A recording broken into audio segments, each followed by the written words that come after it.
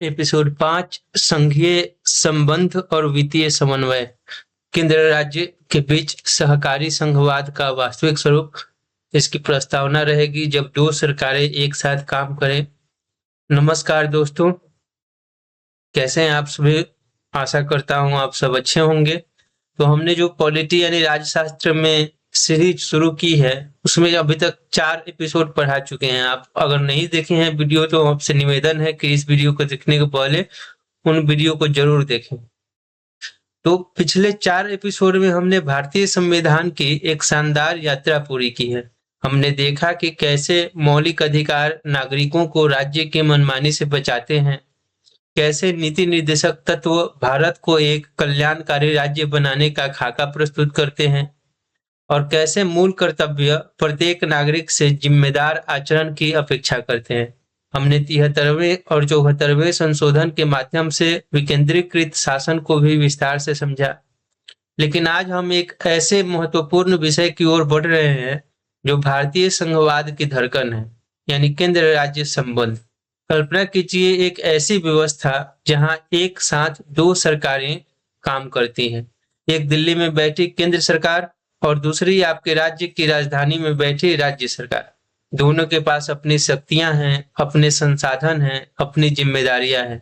लेकिन अगर ये दोनों आपस में नहीं मिले, एक दूसरे से टकराएं तो क्या होगा?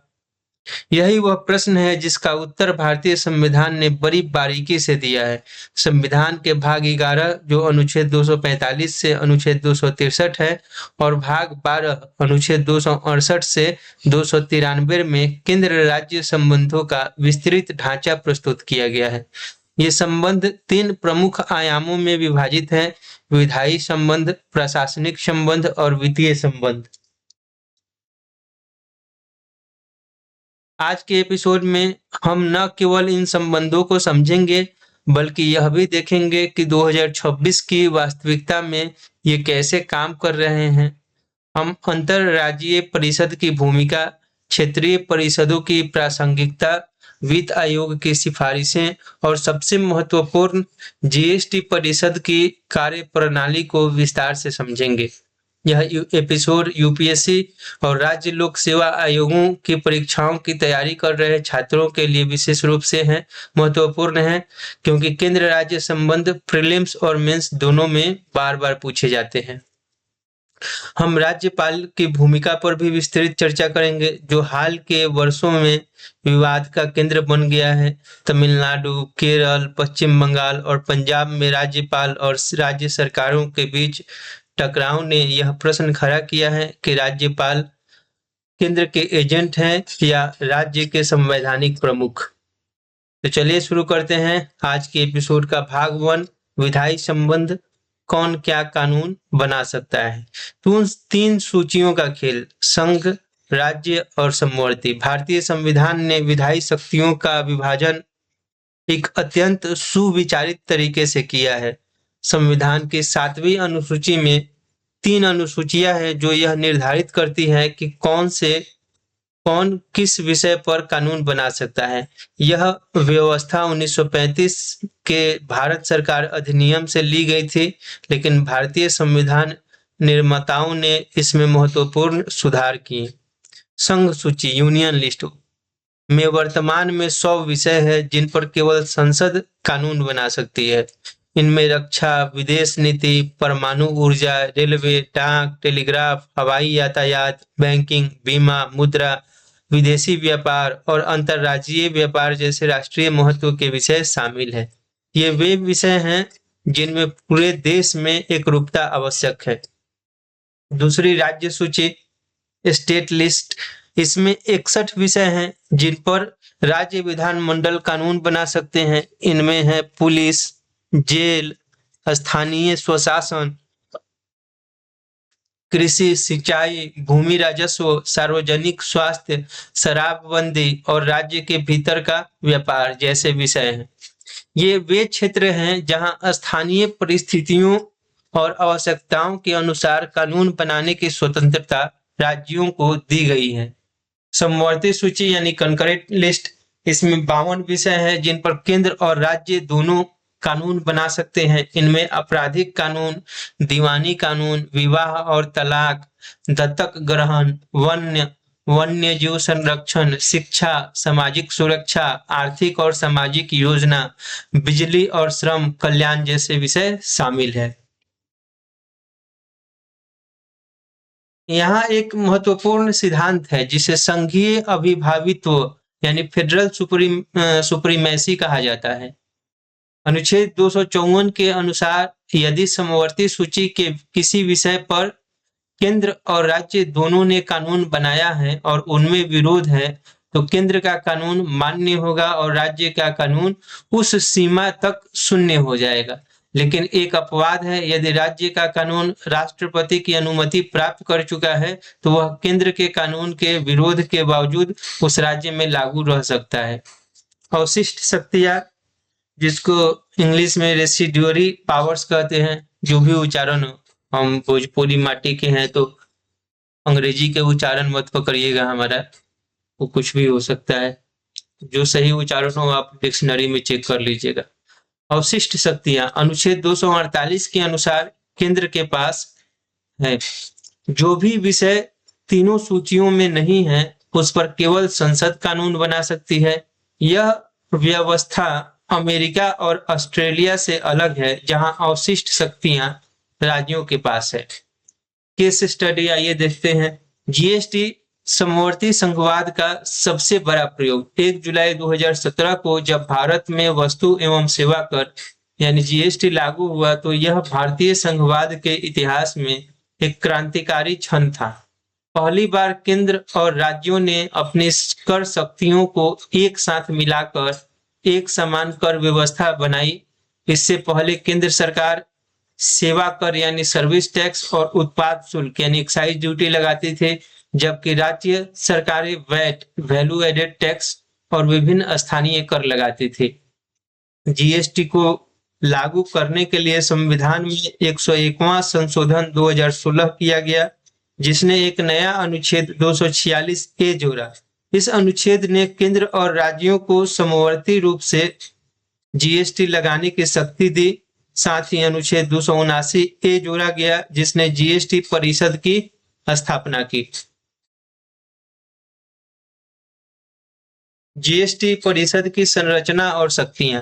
जीएसटी परिषद एक संवैधानिक निकाय है जो भारतीय संघवाद में एक अनूठा प्रयोग है। इसका अध्यक्ष केंद्रीय वित्त मंत्री होता है और सभी राज्यों और केंद्र शासित प्रदेशों के वित्त मंत्री इसके सदस्य होते हैं। आपसे आप वर्तमान में जीएसटी परिषद के अध्यक्ष कौन है, उनका कमेंट बॉक्स में नाम लिखें। जीएसटी परिषद की सिफारिशें संवैधानिक रूप से बाध्यकारी नहीं है, लेकिन व्यवहार में केंद्र और राज्य इन सिफारिशों को मानते हैं। जीएसटी परिषद निम्नलिखित विषयों पर सिफारिशें करती हैं: कर की दरें, छूट, थ्रेशोल्ड लिमिट, वस्तुओं और सेवाओं को विभिन्न टैक्स स्लैब में वर्गीकरण, विशेष राज्यों के लिए विशेष प्रावधान, आपदा या प्राकृतिक आपदा के कारण राजस्व हानि की स्थिति में अतिरिक्त संसाधन जुटाने के उपाय। जीएसटी परिषद में मतदान की एक अनूठी व्यवस्था है। केंद्र सरकार के पास कुल मतों का 1/3 भाग होता है, जबकि सभी राज्यों के पास मिलाकर 2/3 भाग होता है। कोई भी निर्णय लेने के लिए कम से कम 3/4 बहुमत आवश्यक है। यह व्यवस्था सुनिश्चित करता है कि केंद्र अकेले कोई निर्णय नहीं ले सकता और राज्यों की सहमति आवश्यक है। तो आइए देखते हैं 2026 में जीएसटी परिषद के समक्ष चुनौतियां। जनवरी 2026 तक जीएसटी लागू होने के 8.5 वर्ष हो चुके हैं। इस दौरान जीएसटी परिषद की 55 से अधिक बैठकें हो चुकी हैं। सबसे हालिया 54वीं बैठक दिसंबर 2024 में हुई थी। जीएसटी ने निश्चित रूप से भारत को एक एकीकृत बाजार बनाया है और कर संग्रह में वृद्धि हुई है। वित्त वर्ष 2023 से 24 में जीएसटी का संग्रहण 20.18 लाख करोड़ रुपए था, जो पिछले वर्ष से 11.7% अधिक था। लेकिन कई चुनौतियां अभी भी बनी हुई है। पहला, राजस्व क्षतिपूर्ति का मुद्दा। जीएसटी लागू करते समय केंद्र ने राज्यों को 5 वर्षों तक यानी कि 2022 तक राजस्व हानि की क्षतिपूर्ति का वादा किया था। जून 2022 में यह अवधि समाप्त हो गई, लेकिन कई राज्य अभी भी मांग कर रहे हैं कि क्षतिपूर्ति तंत्र जारी रखा जाए क्योंकि उनका राजस्व अभी भी पूरी तरह स्थिर नहीं हुआ है। दूसरा, विभिन्न टैक्स स्लैब और छूट की जटिलता। वर्तमान में जीएसटी में 4 मुख्य दरें हैं: 5%, 12%, 18% और 28%। कुछ आवश्यक वस्तुएं शून्य दर पर हैं, लेकिन बार-बार बदलाव और विभिन्न वस्तुओं का अलग-अलग वर्गीकरण व्यापारियों के लिए भ्रम पैदा करता है। ऑनलाइन गेमिंग, कैसीनो और हॉर्स रेसिंग पर कराधान। 2023 में जीएसटी परिषद ने इन पर 28% कर लगाने का निर्णय लिया गया, लेकिन इसे लेकर विवाद चल रहा है। हालांकि वर्तमान में इन पे कर लगा दिया गया है, टैक्सेबल बनाया गया है। ये आप ऑनलाइन सर्च करके देख लीजिएगा। पेट्रोलियम उत्पादों को जीएसटी में शामिल न करना। पेट्रोल, डीजल, प्राकृतिक गैस और विमान ईंधन अभी भी जीएसटी के दायरे से बाहर हैं, क्योंकि ये राज्य के राजस्व का बड़ा स्रोत है। जीएसटी प्रशासन में नवीनतम बदलाव 2025 से 26। 2025 से 26 में जीएसटी प्रशासन में कई नए बदलाव हुए हैं। पहला, ई-वे बिल और ई इनवॉइसिंग की सीमा और कम की जा रही है। अब 5 करोड़ से अधिक टर्नओवर वाले सभी व्यवसायों के लिए ई इनवॉइसिंग अनिवार्य है। दूसरा, जीएसटी अपीलीय न्यायाधिकरण आखिरकार अधिकांश राज्यों में स्थापित हो गए हैं, जो विवादों को शीघ्र निपटारे में मदद करेंगे। तीसरा, डेटा एनालिटिक्स और आर्टिफिशियल इंटेलिजेंस का उपयोग टैक्स चोरी पकड़ने में बढ़ रहा है। जीएसटी विभाग अब खरीद और बिक्री के बीच बेमेल यानी मिसमैच को स्वचालित रूप से पकड़ लेता है। फर्जी चालान और कर चोरी के खिलाफ कार्रवाई तेज हो रही है। भाग 2, प्रशासनिक संबंध। केंद्र की निर्देश देने की शक्ति। अनुच्छेद 256 और 257 राज्यों पर केंद्र का नियंत्रण। प्रशासनिक संबंध वह क्षेत्र है जहां भारतीय संघवाद में केंद्र की प्रभुता स्पष्ट दिखाई देती है। अनुच्छेद 256 कहता है कि प्रत्येक राज्य की कार्यपालिका शक्ति का प्रयोग इस प्रकार किया जाएगा कि संसद द्वारा बनाए गए कानूनों का पालन सुनिश्चित हो। केंद्र सरकार राज्य सरकार को ऐसे निर्देश दे सकती है जो इस उद्देश्य के लिए आवश्यक हो। अनुच्छेद 257 में केंद्र को अधिकार देता है कि वह राज्यों को निर्देश दे सकें कि वे अपनी कार्यपालिका शक्ति का प्रयोग इस प्रकार करें कि संघ की कार्यपालिका शक्ति के प्रयोग में कोई बाधा या हानि न हो। विशेष रूप से संचार माध्यमों के निर्माण और संरक्षण से संबंधित निर्देश दिए जा सकते हैं। अनुच्छेद 355 और 356 आपातकाल की शक्ति। अनुच्छेद 355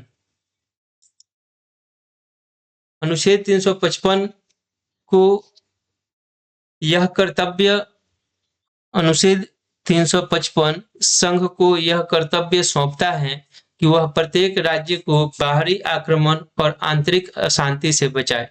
अनुच्छेद 356 राष्ट्रपति को यह शक्ति देता है कि यदि राज्य में संवैधानिक तंत्र विफल हो गया है तो वह राष्ट्रपति शासन लागू कर सकते हैं। यह शक्ति भारतीय संघवाद में सबसे विवादास्पद है और इसका दुरुपयोग अक्सर केंद्र सरकार द्वारा विपक्षी राज्य सरकारों को हटाने के लिए किया गया है। 1994 में एसआर बोमई बनाम भारत संघ मामले में सर्वोच्च न्यायालय ने महत्वपूर्ण दिशा निर्देश दिए। न्यायालय ने कहा कि राष्ट्रपति शासन लगाने का निर्णय न्यायिक समीक्षा के अधीन है। राज्यपाल की रिपोर्ट पर आंख मूंद कर विश्वास नहीं किया जा सकता। राष्ट्रपति को राज्यपाल की रिपोर्ट से संतुष्ट होना चाहिए कि वास्तव में संवैधानिक तंत्र विफल हो गया है। फिर भी अनुच्छेद 356 का दुरुपयोग जारी रहा। 1950 से 2024 तक 125 से अधिक बार राष्ट्रपति शासन लगाया जा चुका है। हाल के वर्षों में 2019 में महाराष्ट्र, 2022 में झारखंड, 2023 में मणिपुर में राष्ट्रपति शासन की चर्चा हुई। यह भारतीय संघवाद की एक कमजोरी है जो केंद्र को अत्यधिक शक्ति देती है। आगे देखते हैं अंतरराज्यीय परिषद सहकारी संघवाद का मंच। भारतीय संविधान के अनुच्छेद 263 में एक ऐसी संस्था का प्रावधान है जो केंद्र राज्य और राज्य राज्य संबंधों को सुधारने में महत्वपूर्ण भूमिका निभा सकती है। अंतरराज्यीय परिषद इंटर स्टेट काउंसिल, यह अनुच्छेद राष्ट्रपति को यह शक्ति देता है कि यदि वह आवश्यक समझे तो एक ऐसी परिषद की स्थापना कर सकता है जो राज्यों के बीच विवादों की जांच और उन पर सलाह दे, ऐसे विषयों की जांच और चर्चा करें जिनमें कुछ या सभी राज्यों या संघ और एक या अधिक राज्यों का सामान्य हित हो। इन विषयों पर विशेष रूप से बेहतर नीति समन्वय और कार्रवाई के लिए सिफारिशें करें। सरकारिया आयोग और अंतरराजकीय परिषद की स्थापना 1983 में जस्टिस आर एस सरकारिया की अध्यक्षता में केंद्र राज्य संबंधों की समीक्षा के लिए एक आयोग गठित किया गया था। सरकारिया आयोग ने 1988 में अपनी रिपोर्ट प्रस्तुत की जिसमें 247 सिफारिशें थीं। सबसे महत्वपूर्ण सिफारिश थी अनुच्छेद 263 के तहत अस्थायी अंतरराज्यीय परिषद की स्थापना। 1990 में तत्कालीन प्रधानमंत्री वीपी सिंह ने एक राष्ट्रपति आदेश के माध्यम से अंतरराज्यीय परिषद की स्थापना की।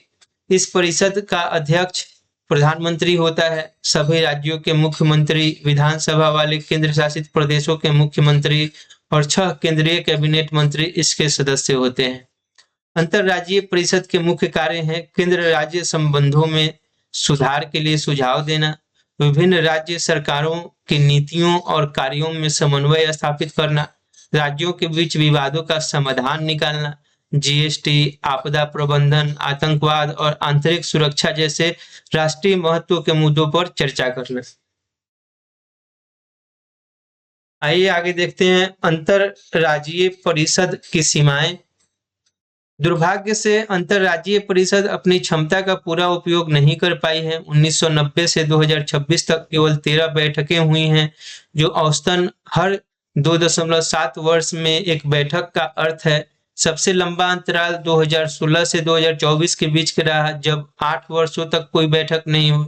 नवंबर 2024 में प्रधानमंत्री नरेंद्र मोदी की अध्यक्षता में 13वीं बैठक हुई।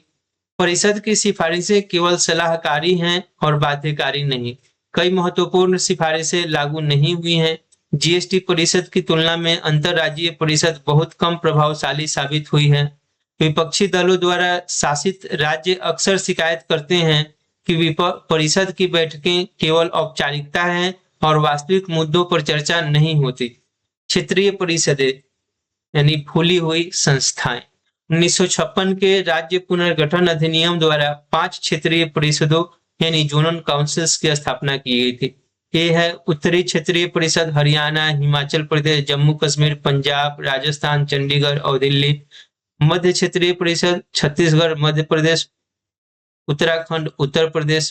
पूर्वी क्षेत्रीय परिषद बिहार, झारखंड, उड़ीसा, पश्चिम बंगाल।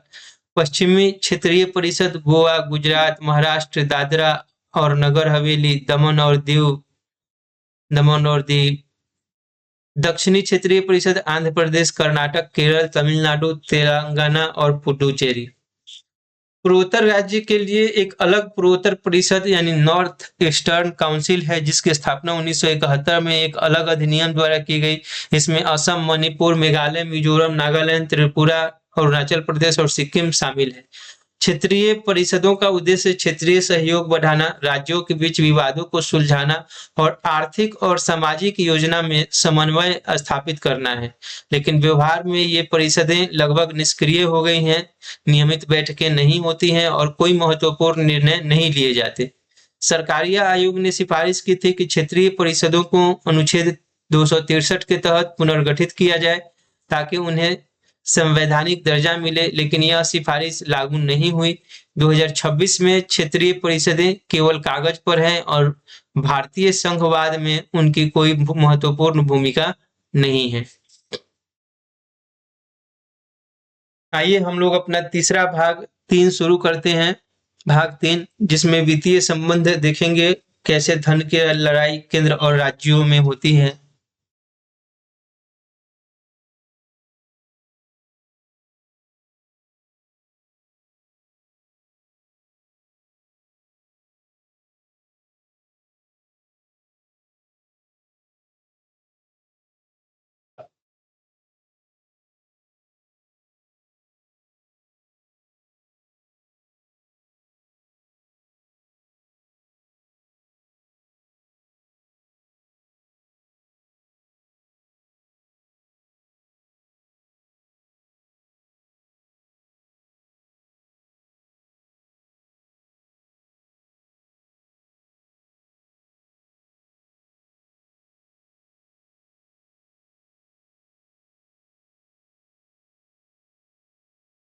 असुविधा के लिए खेद है।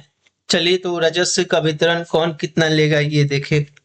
केंद्र राज्य वित्तीय संबंध भारतीय संघवाद का सबसे जटिल और विवादास्पद क्षेत्र है। संविधान के भाग 12 अनुच्छेद 268 से 293 में वित्तीय संबंधों का विस्तृत प्रावधान है। मूल समस्या यह है कि राज्य के पास जिम्मेदारियां अधिक है लेकिन राजस्व संसाधन कम। केंद्र के पास राजस्व स्रोत अधिक हैं लेकिन खर्च की जिम्मेदारी अपेक्षाकृत कम। कर राजस्व का विभाजन अनुच्छेद 268 से 281 तक विभिन्न करों के वितरण का प्रावधान करते हैं। कुछ कर पूरी तरह केंद्र को मिलते हैं, जैसे सीमा शुल्क, कॉरपोरेट कर का वह हिस्सा जो रेलवे, खनन आदि से आता है।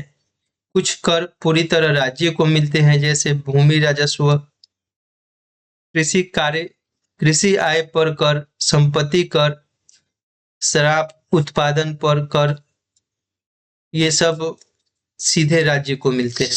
लेकिन सबसे महत्वपूर्ण विभाज्य पूल यानी डिविजिबल पूल, जिसमें केंद्र के अधिकांश कर शामिल है। संविधान के अनुच्छेद 270 के अनुसार आयकर, कॉरपोरेट कर, जीएसटी का केंद्रीय हिस्सा, केंद्रीय उत्पाद शुल्क आदि सभी विभाज्य पूल में जाते हैं। इस पूल का एक निश्चित प्रतिशत राज्यों को दिया जाता है। यह प्रतिशत वित्त आयोग की सिफारिश पर निर्धारित होता है। वित्त आयोग संघीय वित्त का संतुलन करता। अनुच्छेद 280 के अनुसार प्रत्येक 5 वर्ष में या इससे पहले जब भी आवश्यक हो, राष्ट्रपति एक वित्त आयोग गठित करता है। वित्त आयोग के प्रमुख कार्य है केंद्र और राज्यों के बीच कर राजस्व का ऊर्ध्वाधर वितरण यानी वर्टिकल डिवोल्यूशन, विभिन्न राज्यों के बीच क्षैतिज वितरण हॉरिजॉन्टल डिस्ट्रीब्यूशन। अनुच्छेद 275 के तहत राज्यों को सहायता अनुदान के सिद्धांत और राज्यों के वित्त को सुदृढ़ करने के उपाय इसके प्रमुख कार्य है। 16वां वित्त आयोग एक नए युग की चुनौतियां। 31 दिसंबर 2025 को राष्ट्रपति द्वारा 16वां वित्त आयोग गठित किया गया, जिसकी अध्यक्षता डॉक्टर अरविंद पनगरिया कर रहे हैं। यह आयोग 1 अप्रैल 2026 से 31 मार्च 2031 तक की अवधि के लिए सिफारिशें देंगी। 17 नवंबर 2025 को आयोग ने अपनी रिपोर्ट राष्ट्रपति को सौंप दी। रिपोर्ट को संसद में पेश किए जाने के बाद ही सार्वजनिक किया गया। 16वें वित्त आयोग के समक्ष कई चुनौतियां हैं। पहला, राज्यों के बीच असमानता। धनी राज्यों जैसे महाराष्ट्र, तमिलनाडु, कर्नाटक और गरीब राज्यों जैसे बिहार, उत्तर प्रदेश, झारखंड के बीच आय का विशाल अंतर है। प्रति व्यक्ति आय में 5 गुना तक का अंतर है। दूसरा, कोविड-19 के बाद आर्थिक समस्याएं। महामारी के कारण राज्यों का राजस्व घटा और स्वास्थ्य खर्च बढ़ा। कई राज्यों का कर्ज खतरनाक स्तर पर पहुंच गया है। केंद्र प्रायोजित योजनाओं का बोझ। केंद्र सरकार नई योजनाएं शुरू करती है लेकिन उनका एक हिस्सा राज्यों को वहन करना पड़ता है। यह राज्यों की स्वायत्तता को सीमित करता है। मुफ्तखोरी की संस्कृति। कई राज्य सरकारें मुफ्त बिजली, पानी, राशन, मोबाइल आदि की घोषणा करती है, जो राज्यों की वित्तीय स्थिति को कमजोर करती है। वित्त आयोग को इस पर कुछ दिशा निर्देश देने होंगे। आपदा वित्त पोषण। प्राकृतिक आपदाओं की बढ़ती आवृत्ति के कारण आपदा प्रबंधन कोष को मजबूत करना आवश्यक है। आइए देखते हैं पिछले वित्त आयोगों की सिफारिशें।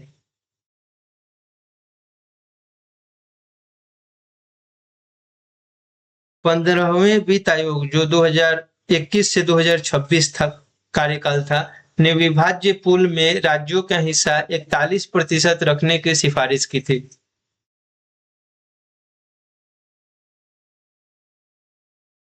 14वें वित्त आयोग ने यह हिस्सा 42% किया था, जो अब तक का सबसे अधिक था। 16वें वित्त आयोग से उम्मीद है कि वह इस प्रतिशत को बनाए रखेगा या बढ़ाएगा। क्षैतिज वितरण में विभिन्न राज्यों को धन देने के लिए कई मापदंड उपयोग किए जाते हैं। जनसंख्या 25 से 30% तक, क्षेत्रफल 15%, जनसांख्यिक प्रदर्शन अर्थात जनसंख्या नियंत्रण 12.5%, वन और पारिस्थितिकी 10%, आय में अंतर 40 से 50%, कर प्रयास 2.5%। दिलचस्प बात यह है कि दक्षिणी राज्य जो जनसंख्या नियंत्रण में सफल रहे हैं, वे शिकायत करते हैं कि उन्हें जनसंख्या मापदंड के कारण कम हिस्सा मिलता है। उत्तरी राज्य जहां जनसंख्या अधिक है, वे अधिक मांग करते हैं। यह एक जटिल संतुलन है। आइए भाग 4 अंतिम भाग देखते हैं इस एपिसोड का। राज्यपाल केंद्र का एजेंट या राज्य का संवैधानिक प्रमुख। राज्यपाल की संवैधानिक स्थिति अनुच्छेद 153 से 167 तक राज्यपाल के पद, नियुक्ति शक्तियों और कर्तव्यों का प्रावधान करते हैं। राज्यपाल राज्य का संवैधानिक प्रमुख है, जिसकी तुलना राष्ट्रपति से की जा सकती है। अनुच्छेद 154 के अनुसार राज्य की कार्यपालिका शक्ति राज्यपाल में निहित है और वह इसका उपयोग संविधान के अनुसार स्वयं या अपने अधीनस्थ अधिकारियों के माध्यम से करता है।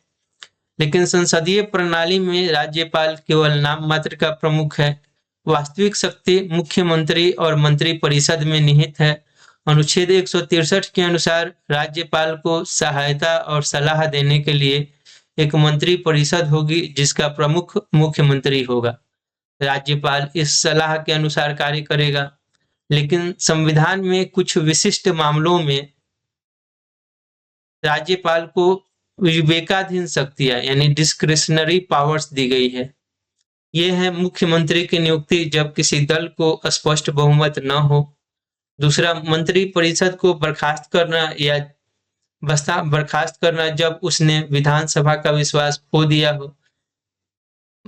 नेक्स्ट, राज्य विधानसभा द्वारा पारित विधेयक को राष्ट्रपति के विचार के लिए सुरक्षित रखना और राष्ट्रपति शासन लगाने की सिफारिश करना।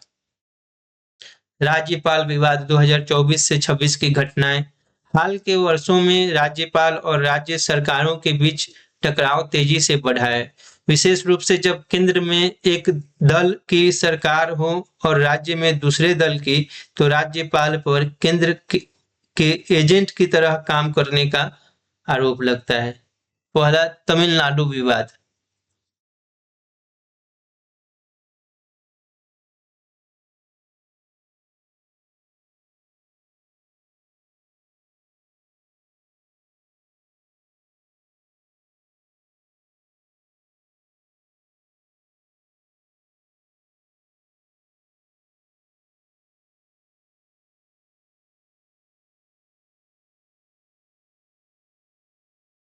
तमिलनाडु के राज्यपाल आर.एन. रवि और मुख्यमंत्री एम.के. स्टालिन की डीएमके सरकार के बीच गंभीर टकराव है।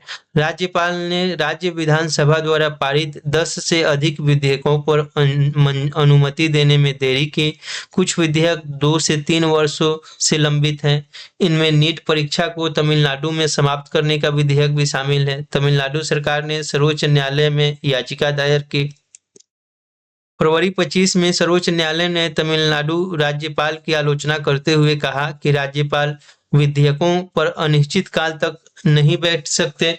न्यायालय ने कहा कि राज्यपाल को उचित समय सीमा में निर्णय लेना चाहिए, अन्यथा यह संवैधानिक व्यवस्था का दुरुपयोग है। दूसरा, केरल विवाद।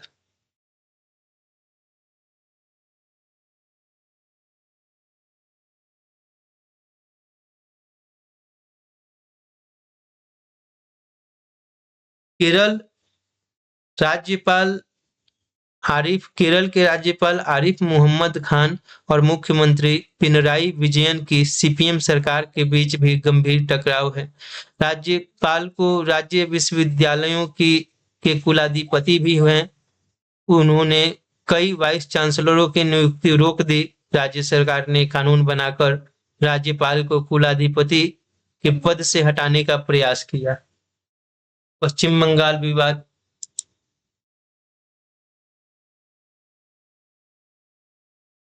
पश्चिम बंगाल में भी राज्यपाल सीवी आनंद बोस और मुख्यमंत्री ममता बनर्जी के बीच बार बार टकराव होता रहा है।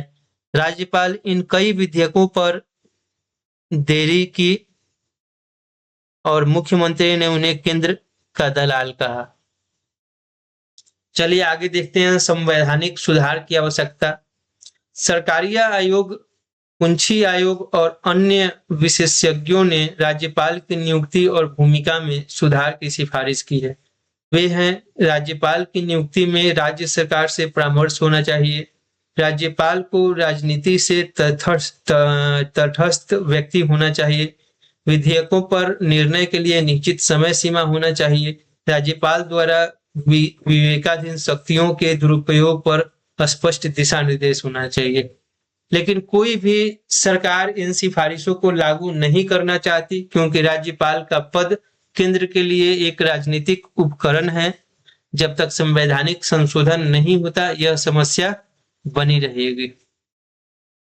चलिए देखते हैं यूपीएससी और अन्य राज्य आयोग की परीक्षा से संबंधित तथ्य प्रीलिम्स और मेंस के लिए, दोनों के लिए। प्रीलिम्स के लिए यानी कि मल्टीपल चॉइस क्वेश्चन, वस्तुनिष्ठ प्रश्नों के लिए विधायी संबंध। संघ सूची में 100 विषय, राज्य सूची में 61, समवर्ती सूची में 52 विषय। अवशिष्ट शक्तियां अनुच्छेद 248 के तहत केंद्र के पास। अनुच्छेद 254 समवर्ती सूची में संघीय अभिभावित्व। अनुच्छेद 249 राज्य सूची के विषय पर संसद द्वारा कानून बनाना यदि राज्यसभा 2/3 बहुमत से प्रस्तावित करे। अनुच्छेद 250 आपातकाल के दौरान संसद राज्य सूची पर कानून बना सकती है। अनुच्छेद 252 दो या अधिक राज्य संसद से अनुरोध कर सकते हैं कि उनके लिए राज्य सूची के विषय पर कानून बनाए। प्रशासनिक संबंध। अनुच्छेद 256 से 257 केंद्र की निर्देश देने की शक्ति।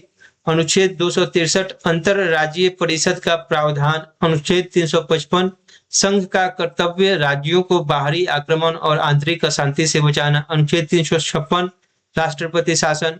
अंतरराज्यीय परिषद की स्थापना 1990 में सरकारी आयोग की सिफारिश पर हुई।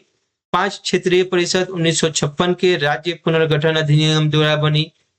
वित्तीय संबंध। अनुच्छेद 280 वित्त आयोग प्रत्येक 5 वर्ष में या इससे पहले 16वां वित्त आयोग के अध्यक्ष डॉक्टर अरविंद पनगरिया थे। इन्होंने अपनी रिपोर्ट 17 नवंबर 2025 को प्रस्तुत की। 15वें वित्त आयोग ने राज्यों का हिस्सा 41% रखा। अनुच्छेद 279 ए जीएसटी परिषद के गठन की बात करता है। जीएसटी परिषद में केंद्र का 1/3 और राज्यों का 2/3 मत होता है। निर्णय के लिए 3/4 मत आवश्यक है। राज्यपाल। अनुच्छेद 153 से 167 राज्यपाल के लिए प्रावधान है। राष्ट्रपति द्वारा इनकी नियुक्ति 5 वर्ष के लिए होती है। एक व्यक्ति 2 या अधिक राज्यों का राज्यपाल हो सकता है। राज्यपाल की विवेकाधीन शक्तियां होती हैं। फरवरी 2025 में सर्वोच्च न्यायालय ने तमिलनाडु राज्यपाल की आलोचना की। आइए अब मेंस के लिए कुछ विश्लेषणात्मक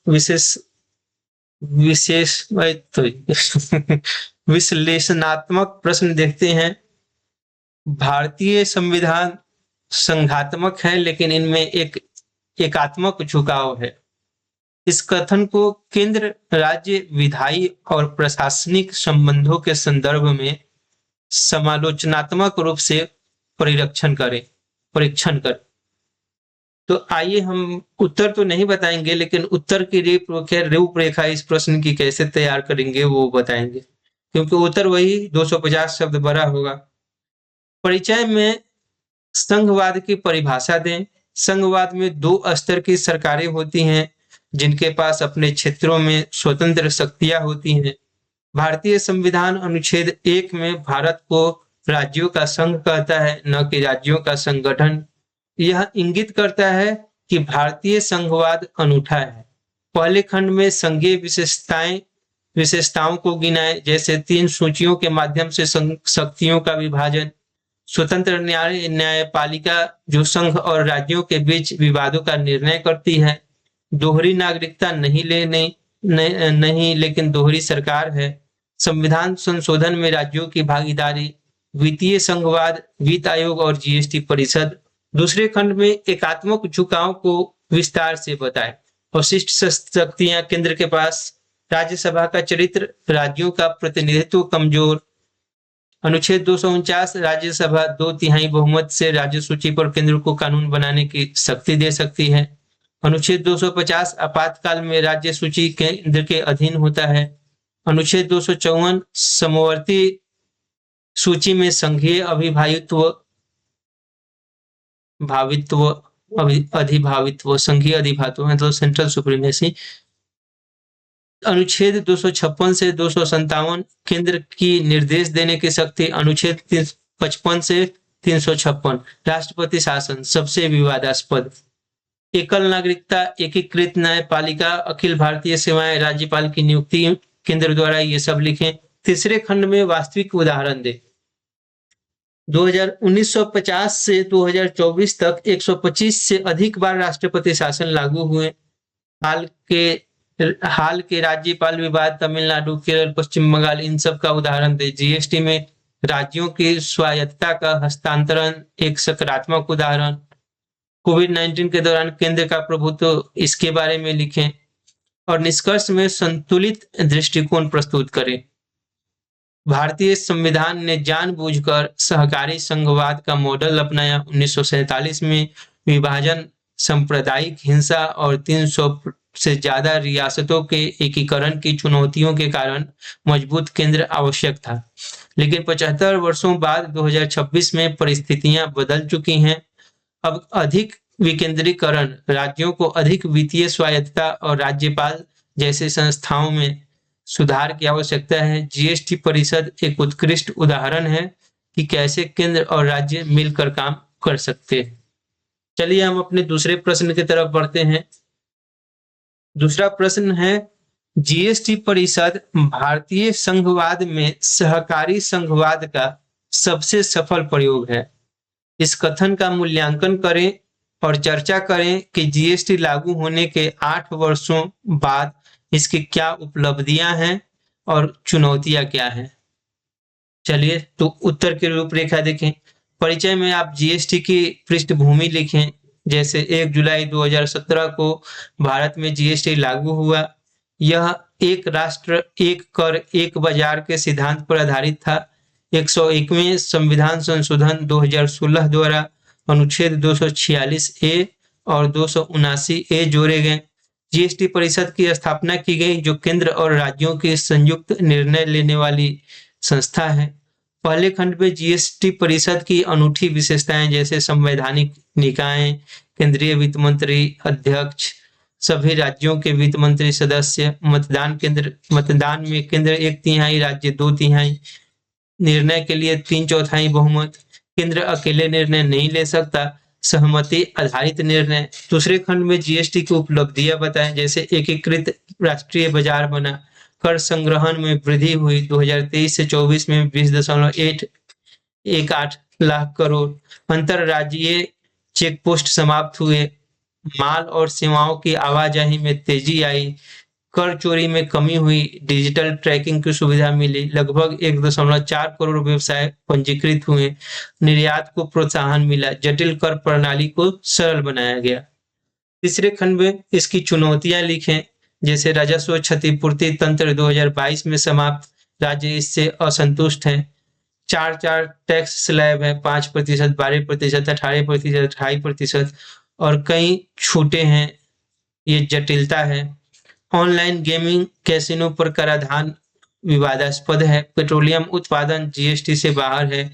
छोटे व्यापारियों के लिए अनुपालन बोझ, जीएसटीएन यानी कि जीएसटी नेटवर्क की तकनीकी समस्याएं, अपीलीय न्यायाधिकरणों की देर से स्थापना, केंद्र राज्य टकराव कुछ मुद्दों पर। निष्कर्ष निष्कर्ष में लिखें, जीएसटी परिषद निश्चित रूप से सहकारी संघवाद का एक सफल प्रयोग है।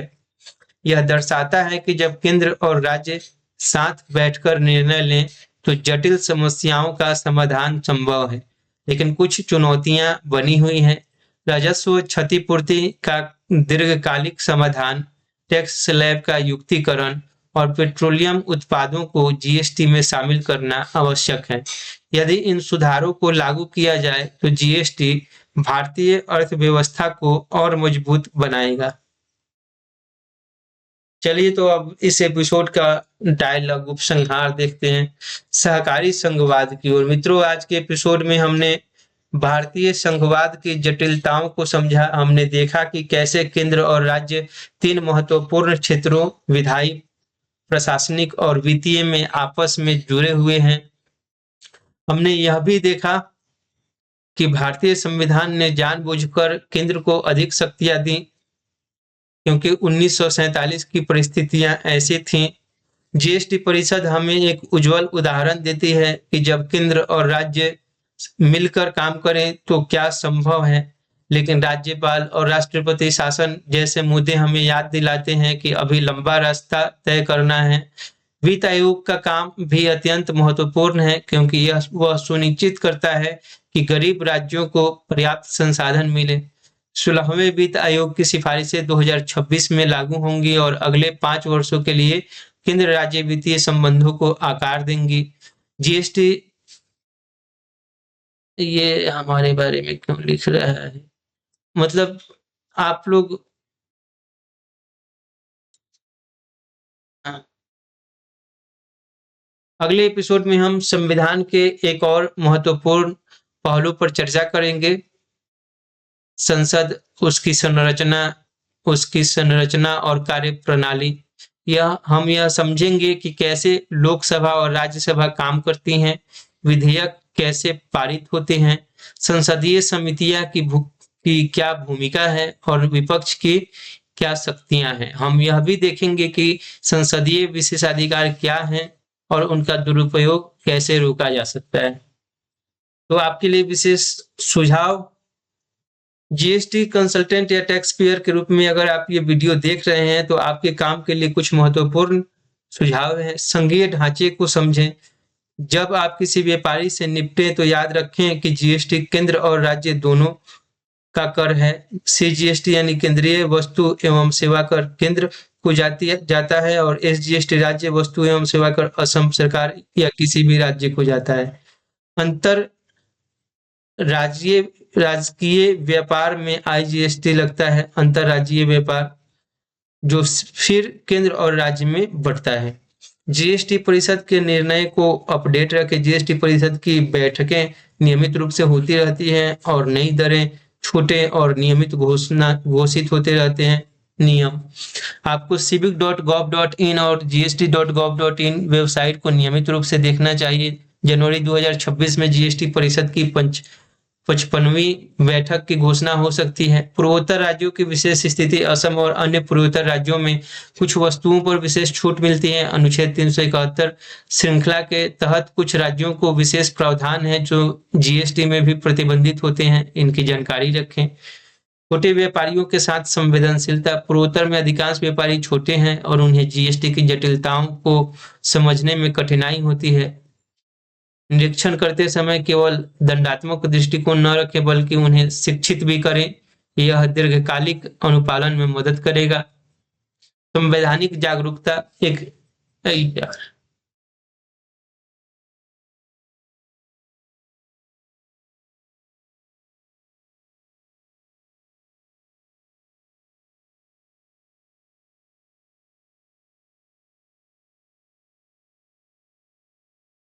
एक टैक्स पेयर होने के नाते एक टैक्स पेयर होने के नाते आप केवल प्रशासनिक अधिकारी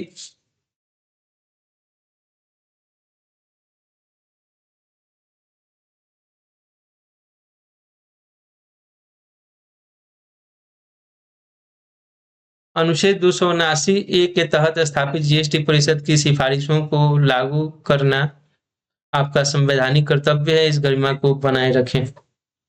महत्वपूर्ण तालिका केंद्र राज्य संबंधों के प्रमुख अनुच्छेद। विधायी संबंध अनुच्छेद 245 से 255। प्रावधान विधायी शक्तियों का वितरण। 3 सूचियां संघीय अविभाजित्व।